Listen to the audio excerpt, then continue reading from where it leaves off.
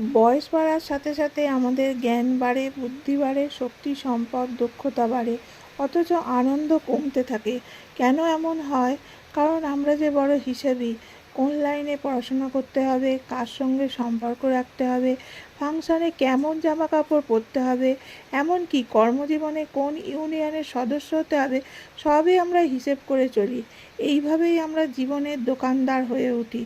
ঠাকুর শেখালেন, জীবনকে গণিত করে তুলো না, জীবন তো এক সঙ্গীত, তাকে গাইতে হয় শিল্পের মতো, তাকে রং রূপ দিতে হয়।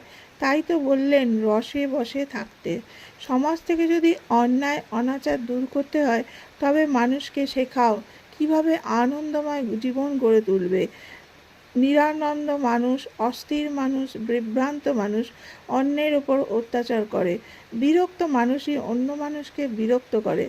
যে মানুষ আনন্দে আছে, নেতিবাচক চিন্তা তার থাকে না।